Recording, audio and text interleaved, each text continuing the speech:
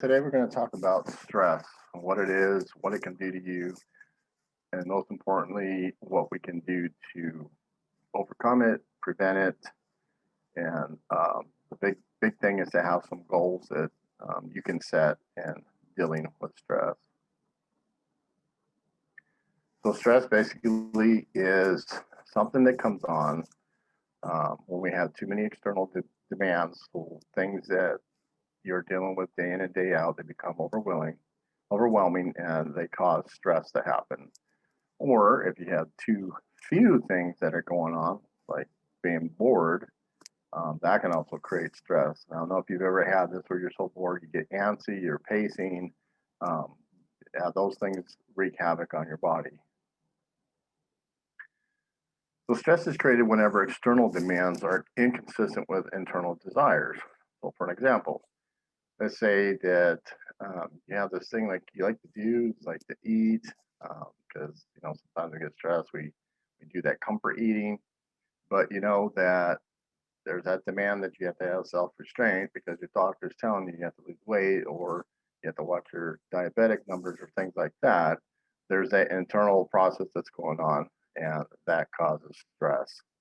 The extreme demand may require a difficult act, um, and while the internal desire urges and opposing action. So, like I just said, you want to comfort eat, but you know that you can't because it's not good for you because the doctor says you have to work on that. So again, that creates internal havoc. So initially, stress reactions are adaptive and helpful because we have that thing that they call the flight or fight. So as stress reactions increase, there is a greater chance that they will be maladaptive and disruptive. And we're going to talk about some of those things so we know what that looks like. And just remember that people differ in different ways as how do they react to stress. Some people can handle stress off the bat, and some people can't, and they'll spin out of control. So depending on who you are, this helps everybody from those who can deal with it, because still stress causes reactions to our bodies, to those who spin out of control. So the number and strength of internal desires may vary from person to person. They do change over time, and we all have our different ways in how we withstand stress and how we deal with stress. And we have those adaptive uh, uh, things that we do during stress situations. Um, so those are important to remember. Also, what we need to remember is that there are different stages of us reacting to stress. So the first stage of stress is that alarm. So your body metabolizes for the action. Again, that's the fight or flight type thing that goes on. So your symptoms you might have is that you're alerted to impending difficulty or threat. Um, and those capabilities of that is that you become vulnerable, but you have great reserves and you're able to use them, or you don't. And so if you have that vulnerability, that's where you have the fight. If you don't, that's where you have the flight. On the second stage is resistance, and this is where the body tries to return back to normal. So what you see here is that there's alarm symptoms that are replaced with greater control through adjusting, but it will also show fatigue. It'll also show anxiety, tension, and extreme irritability. And if you notice that, as your day goes on, you get tightening in your shoulder muscles or in your neck, get headaches, things of that nature. Those are some of those uh, resistant symptoms. So our capabilities for that, those you have the ability to withstand these effects of stress as they climb to an all-time high. You're still able to perform sanely. Some people shut down. Some people will be able to work through it. And then the third stage you have is exhaustion. And again, that's like at the end of the day, you're so tired. You have all of those muscles that are tightened up. You get the headache going on. So if this individual does not adapt to, dealing with that resistant stage, um, which is above this one, the symptoms can increase and it causes physical or emotional illness. Capabilities are the energy is to adjust is used up. There's no reserves left to draw on. The ability to perform diminishes and finally ceases. And we're going to look at that, how that affects us, how that works, and what is it our body is doing. So the psychological reactions, you have this thing that we've talked about already, fight or flight. And this is due to the uh, parasympathetic nervous system and the sympathetic nervous system. And here's just a little diagram that kind of shows you what's attached to the parasympathetic side and the sympathetic side. And we're going to break this down by looking at some of these things. So on our sympathetic side, what we have for psychological or physiological reactions is you can have salivation that's slowed or stopped. And on the parasympathetic side, you can have increased salivation. You have inhibition of gastric secretions, inhibition of stomach and intestinal contractions, which then leads to a control. You know, you have to go to the bathroom and it's uncontrolled, can't hold it. You have your inhibition of the bladder, you can't control that. Um, you have increased heartbeat, blood pressure, or you may have this dramatic drop in heartbeat or blood pressure. The blood's restricted to the GI tract, so another way that's saying is that your blood is not flowing through your whole system the way it should. Your blood increases in your muscles, and especially if it attacks the heart, your heart can stop. You can go into cardiac arrest. Now, not just so people know that just because you have stress, this isn't going to happen to you, but these are things that can happen. And we're going to talk about those who are possibly more prone to this happening. It does cause a rise in blood sugar, causes people to sweat. You get the sweaty palms, or you just start breaking out in sweat in general. Some people have goosebumps. Some people start to hyperventilate, which then causes shortness of breath. And your pupils dilate or they contract. So some of the physical effects that you can see when we're talking about the gastrointestinal, so this is your stomach type stuff. People do get ulcers. That's probably a large um, thing that doctors treat for. Constipation, you can have indigestion, and of course, indigestion goes along with having ulcers. Colitis, which is just irritation in your stomach. Hemorrhoids, and diarrhea. We talk about the circulatory system, your hypertension, so that's your high blood pressure. Dysrhythmias, which is your heart rate is not normal, and you have these spikes in it. Um, you get arteriosclerosis, and that's just plaque buildup, and cardiovascular diseases. You can have things like angina, which is you have the mini heart attack type stuff, or it could lead to heart attack. For your skin, you can have allergies. Some people break out in hives. You can get neural dermatitis. This is basically where your nerves are causing irritation of your skin. For respiratory, it can bring on your allergies. It can increase your asthma if you have asthma. And for your muscular system, it can create paralysis.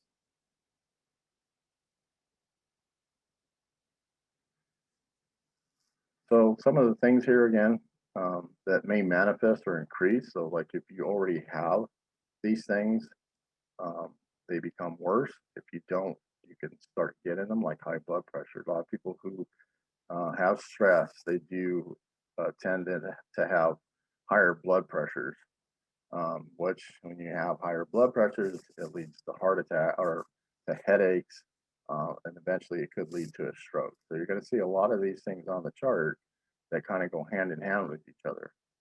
Uh, you have palpitations, so you have your heart just uh, feels like it's beating out of your chest. A spastic colon, migraine headaches, facial pain, colds, clenched jaw. You have some people again they will eat for comfort, or they end up not having an appetite, so they won't eat like they're supposed to. Stroke, constipation, tension headaches, ulcers, cold sores, fever blisters, hair loss, irregular menstruation and cramps, and these are increase during stress times, you have trouble sleeping. So that's where the insomnia comes from because you're so worried about, the stress that comes on and how am I going to pay the bills or how am I going to, get to work? My car is not working. So many different things that you can. I mean, I'm sure if you wrote a list, you could probably write an easy 5 to 10 things that are stressing you right now. We talked about it bringing on diarrhea. If you have arthritis, your pain can increase. And heart attacks because we look at high blood pressure, look at the palpitations, all those things can increase your chances for a heart attack. Some people like to grind their teeth when they're stressed. They may not know it. Other people see it. Uh, and you could be grinding your teeth when you're sleeping at night as well. Skin problems like acne and like we talked, some of the dermatitis type things, infections, increased infections. And this is because the body is not, so the body all the time is trying to get back to what we call a hemostasis, which is normal. And if the body is going through all these stressor things and we don't know how to deal with stress, it causes these things and to either show up for the first time, or if you already have these, it can increase those conditions to worsen. So there are some very common and potentially dangerous um, psychological reactions where you're just like so stressed out, you have a loss of sympathy for anybody else going through anything because um, they may think that, well, my tooth fell out, so now I have pain, but you just lost your job, and you're just thinking, who cares? That ain't anything close to what I'm going through. You have a loss of affection. Um, you used to be funny, but you're not funny anymore. You used to be concerned for others. You're not concerned anymore. So these are very common things that happen during a time of stress. Hyperactivity, especially like say if you're bored and you're just like pacing and you're just like can't sit still. Apathy, and again, kind of that kind of goes along with just not caring about anything. Irritability, you become more argumentative. Um, you have insomnia, trouble sleeping, restlessness. So you're in bed. I don't know if you notice that, like sometimes you just can't get comfortable and you're moving from spot to spot, and you just can't find that comfort spot. Well, that's because of the stress that's come on during the day. You have hypersensitivity, so you overreact. You have depression, withdrawal from social contact. You just don't want to be around anybody anymore because sometimes we think people don't care, or you just so enthralled in what's going on with you that you just don't want to be around anybody. Or you can have over dependency where you're dependent on other people to help you deal with your stress. And when I say help you in a way that's not healthy, dimension capacity for problem solving. So you can't think straight to figure out simple stuff. You have diminished tolerance for any unpleasantness. So again, you're just not at that point where you care or you could deal with the small stuff. Um, so these are the things, and I'm sure if you look at this list, you could probably pick out several of these things that you probably experience as you're going through stress. Um, but don't fear, there's ways to get through this. So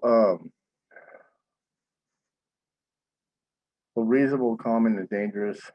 So these are reasonably common. They're not like the most common, but they do happen.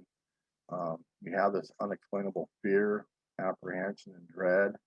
It's like kind of like say you can't pay your rent, so you have your landlord knocking on your door asking for your rent, and so like within a week you're going to have the money to pay for rent, but in that time now you're just worried that you know get apprehensive because is the landlord going to come knocking on my door for my rent or anything of that nature that could cause you to have those types of feelings.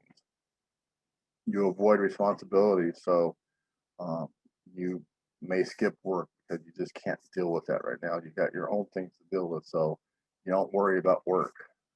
You don't pay your bills, things like that. Excessive drinking and drug use. Some people use these as crutches. They think that by drinking, it's going to solve their problems, or at least numb the problems. And same with the drugs, but we know that for a fact that that does not help at all. That actually causes your problems to be worse. Um, Ritualistic behaviors. There have been some people documented that end up having OCD because of stress-related type things. Um, Obsessive thoughts and acting out. So, we got to make ourselves feel better. So let's go gambling. Maybe I can win that money and pay my rent or pay my car note or get groceries. But then we find ourselves in this spiraling effect where we're losing more money. And so that stress is, you know, uh, elevated. Might go speeding because sometimes you don't get that wind in your hair and go speeding and you end up with a ticket or you end up causing an accident. Overspending. Some people like to go spend because they feel that that's going to make them feel good. But then when you do that, after you're done and you get home, now you got guilt because you spent money you really didn't have or you bought something you really didn't need. So you can see how these things are compounding on top of each other. Illegal behavior. So maybe you're going to go steal something to get your money to pay your rent or what have you. Buy drugs that you shouldn't be buying. Some people become boisterous and obnoxious. People become reckless. Um, some people end up getting into philandering or having immature behavior. Some of the uncommon and dangerous reactions you can have. These are um, not everyday occurrences. Is that some people end up with bizarre perceptions and reactions. This ends up more on the mental health spectrum to where somebody might need to seek out some psychological intervention. Some people lose their contact with reality, historically blindness, deafness, and paralysis. And again, these are like the uncommon, um, and the numbers are like very, very few. We talked about some of the things that people do to help them get through stress. And so these are some of the forms of self-medication. So we find those in the way of stimulants like caffeine, amphetamines, cocaine, chocolate, nicotine. Um, a lot of homes that have children with ADHD, they've been given Adderall. So sometimes the parents take the Adderall instead of giving it to the children. There's a lot of some rise in that as far as things go with that. Monster drinks, anything that can try to bring that energy level up. Depressants is alcohol. We talked about that just actually makes things worse for you. It doesn't uh, take the problem away, and it doesn't take the feelings away. And a lot of times, what people don't realize is that when you take drugs and alcohol, it actually enhances what you're feeling at the time. So if you're feeling down and out and you're doing these things to make you feel better, just know that they make you feel worse. Some people go to hallucinogenics, antihistamines that some people like to sleep, don't want to get up. That's when they start, not going to work, not paying your bills, things of that nature. Some people turn to food. Some people turn to sex, shopping, and gambling. So again, these are some of the forms of self-medication. If you find yourself that you're doing these things, um, it's time to find a better way of taking care of stress. So we talked about having some goals. So there are about 4 goals that we're going to talk about. And the first goal we want to work on is reducing the cause of stress. So how can we do that? The second goal is to increase personal stress resources, whether that be a counselor, EAP, friends, family, somebody that you could talk to. The third goal is to have constructive releases. So instead of, resorting to all those common self-medication things we just talked about, You want to find somebody you could talk it out with. And that could be, like we said, talking to family, friends, counselor, EAP through your work. You want to get involved with vigorous physical activity because not only does that benefit your health, but it helps you to get these what we call feel good endorphins going on. So, when you're feeling, bummed out, this is a good way of turning that around. And then getting involved with some relaxation exercises. The fourth goal is the stress prevention. So with this, we want to make sure we're exercising aerobically because when we get our heart muscles going, we're going to get that blood flowing. And again, those releases all those good endorphins that make you feel good. Ensuring that you're getting good relaxation time. And that's not just like going to bed. That's just like giving yourself you time, just relax and listen to quiet music or reading a good book, something like that that helps you to relax. Finding a hobby, that's a good way to relax. Nutrition is making sure we're eating right, that we're eating the proper foods, not junk food, not fast food stuff. We're talking about good plated vegetables, things that have a lot of good nutrition, and getting plenty of sleep, at least 6 to 8 hours of sleep. So, is there any questions that anybody has in relationship to what we talked about?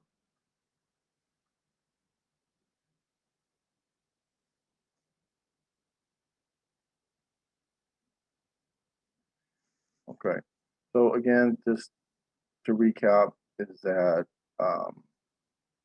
stress is a good thing, but it also can be a bad thing, as we don't want our lives to be um, overwhelmed with things. And life is going to take some bad turns, and stress is a part of everyday life. But it's what we do with that stress, how to beat it. Um, just again, reach out to if you have a pastor, talk to your pastor. Somebody in your family that you can talk to, that would be great. You can reach out, have the AP at work, but get yourself into a good exercise program. Go for a walk every day. Um, just remember that how you deal with your stress will bring you through a lot of the bad times. So I thank you for joining. If we don't have any more questions, I do would like, if you do and you think of something, come back at 4 o'clock when we have our Q&A, and we will answer them then. Okay? Thank you. Thank you so much, Michael. We really appreciate all the information that you were able to offer to us about stress. I know personally, there are many times when I don't realize that I've been stressed until afterwards. And so I definitely saw a lot of things that occur with myself personally. So it's good to have this information so we can recognize those symptoms of stress and try to do things to alleviate stress because it impacts our bodies tremendously. Thank you to our viewers for attending today's webinar. And thank you again, Michael. There are more great workshops scheduled for today. And tomorrow we have a keynote speaker talking to us about overcoming what life throws us. We would love for you to join us. So please go to Summit FW if you haven't already to see the roster of classes and to register. Also, you could join us back at 1 o'clock where Honor Credit Union will be sharing with us about shopping for the right account. Now, right now, I'm going to share a link in the chat. Let me do that. I'm going to share a link in the chat for you to complete our survey. Get there. Make sure it goes to everyone. There you go. And enter. There you go. So I'm sharing that link, and we really appreciate your feedback and how you enjoyed this webinar. Now, you only need to fill out one survey, no matter how many workshops you attend. And completing a survey will enter you into our prize raffle. If we see that you've completed 3 or more workshops this week, you will be entered into the grand prize drawing for $500 cash. Uh, Whether you win a prize or even if you don't, we'll be giving out our prizes and free goodie bags while supplies last this Saturday, April 17th from 12 to 2 p.m. at Michigan Works Benton Harbor location in the parking lot. The address and all of this information is listed on our Facebook page and our website as well. Once again, thank you to our generous sponsors, who are donors, who made our second annual Show Me the Money Day possible. For more information, please be sure to like and follow our Facebook and LinkedIn pages for updates on the summit. Thank you all so much, and we'll see you soon. Have a great day.